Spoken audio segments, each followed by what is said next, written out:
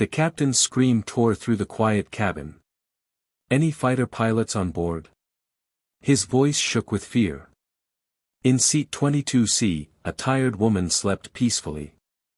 Nobody knew she was a Navy fighter pilot with combat missions behind her.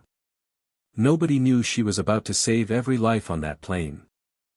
Before you watch full story, comment below from which country are you watching. Don't forget to subscribe for more amazing stories. The plane was quiet.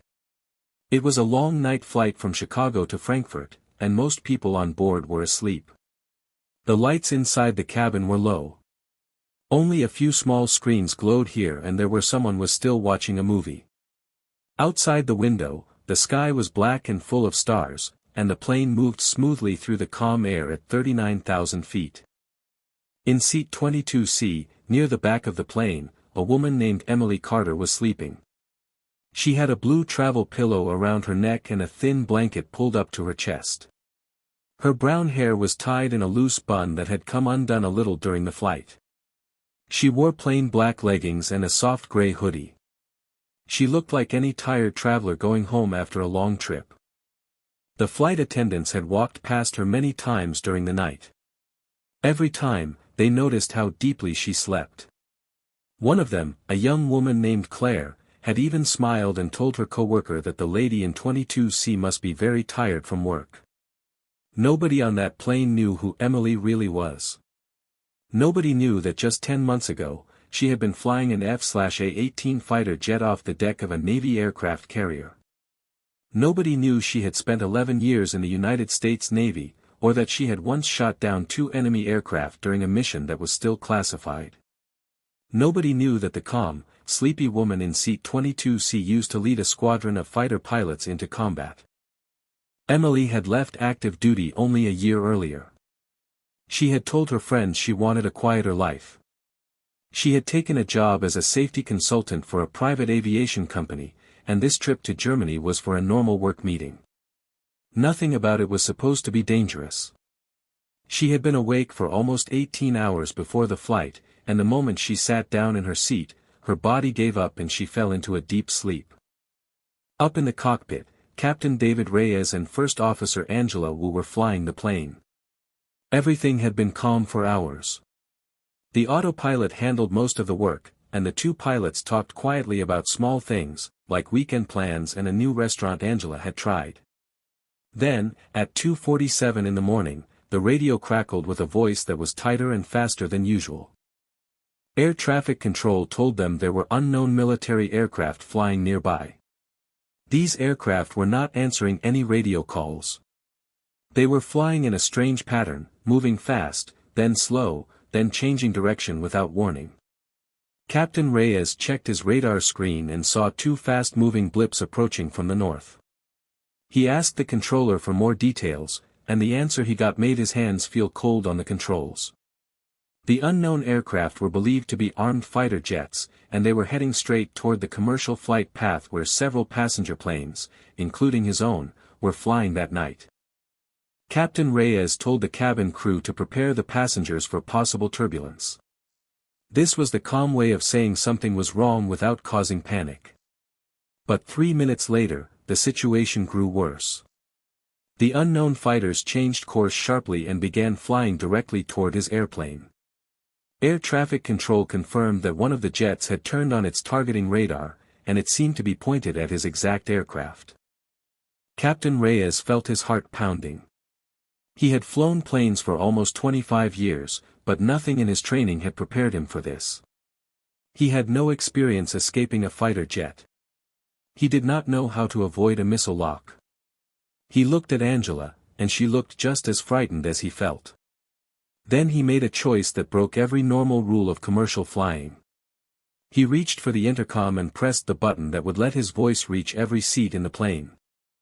His voice came out loud and shaking. "Is there a fighter pilot on this plane? We need a fighter pilot right now. If anyone on this flight has military flying experience, please come to the cockpit immediately." The words rushed through the dark cabin like a jolt of electricity. People who had been sleeping opened their eyes in confusion. Some passengers gasped. A child began to cry somewhere near the middle of the plane. Nobody understood what was happening, but everyone understood that something was very wrong. In seat 22C, Emily's eyes opened instantly. She did not feel confused or half asleep the way most people do when they wake up suddenly.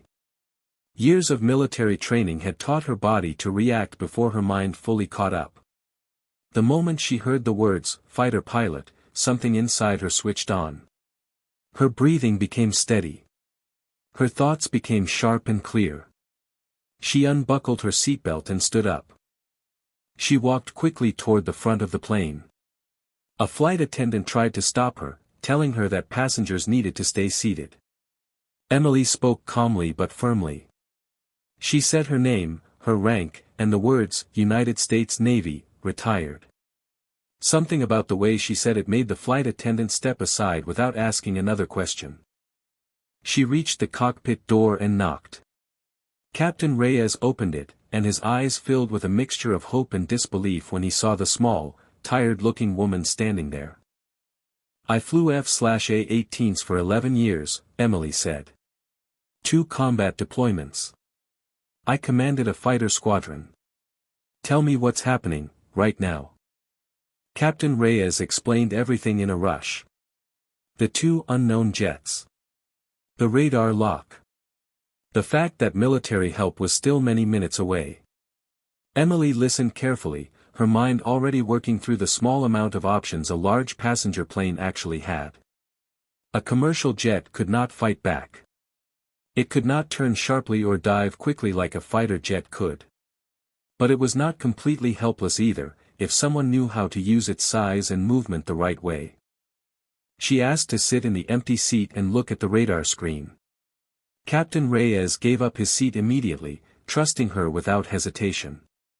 Emily studied the screen for a few seconds, watching the 2 fast blips moving closer. She picked up the radio and contacted the military channel, giving her old call sign out of habit. On the other end, a controller's voice grew instantly calmer just from hearing someone who understood tactical language. The controller explained that fighter jets from a nearby air base were on their way, but they were still 9 minutes out. 9 minutes felt like a very long time when a targeting radar was already locked onto their plane. The controller asked if she could help buy time until help arrived. Emily said yes without a moment of doubt. She began giving instructions to Captain Reyes. She told him to descend slowly at first, then to make a wide, steady turn to the left. This was not a sharp fighter jet turn, since the plane could never move like that safely, but it was enough to change their position and confuse a fast-moving jet trying to track them. She also radioed 2 other commercial flights nearby, coordinating with their pilots so that all the planes moved in different directions at the same time. This created confusion for the unknown fighters, making it harder for them to know which plane to focus on. The passengers could feel the plane turning and dipping slightly. Some cried quietly. Others held hands with the people next to them. The cabin crew stayed calm on the outside, even though their hands were shaking as they held on to their seats. Nobody in the cabin fully understood what was happening, but they could feel that something serious was taking place, and somehow, they could also feel that whoever was now in control knew exactly what they were doing. Emily kept her voice steady the entire time. She watched the radar closely, timing each turn and altitude change to match the movement of the unknown jets. She had trained for years to read fast enemy movement and predict it before it happened, and now she used every bit of that training to keep 3 passenger planes safely out of danger. After almost 7 long minutes, the radar showed a change. The unknown fighters suddenly turned away and picked up speed, flying quickly toward the north. Emily kept watching, waiting to be sure it was not a trick. A moment later, the military controller's voice came back on the radio, sounding relieved. Air Force jets had arrived in the area, and the unknown aircraft had chosen to leave rather than face them. Emily let out a slow breath. Her hands, which had been steady the whole time, finally began to shake a little now that the danger had passed. She gave the last instructions to return to normal course and thanked the other pilots for trusting her so quickly. Captain Reyes reached over and shook her hand, his eyes full of gratitude he could not put into words. When Emily stepped out of the cockpit and walked back through the cabin, passengers who had heard pieces of what happened began to clap. Many of them stood up. Some thanked her directly, their voices full of emotion.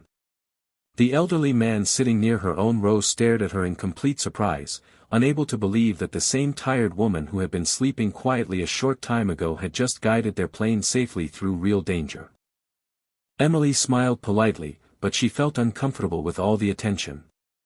She told a few passengers that she had simply done what her training taught her to do. She said any trained pilot in her position would have done the same thing. But deep down, she knew that very few people had the exact mix of skill and calm needed to handle a moment like that. The rest of the flight to Frankfurt was quiet. Most passengers sat in silence, still processing what had happened. Emily tried to rest, but her mind kept replaying the last few minutes, checking every decision she had made. This was something old habits from her military days that never fully went away.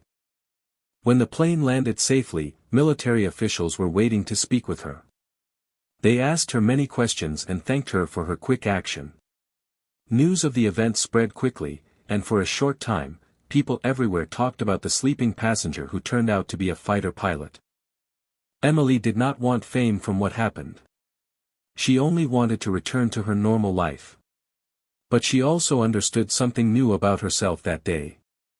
All those years of hard training, danger, and sacrifice had prepared her for a moment she never expected, on a night she thought would be nothing more than an ordinary flight home. And when the moment came, she had been ready.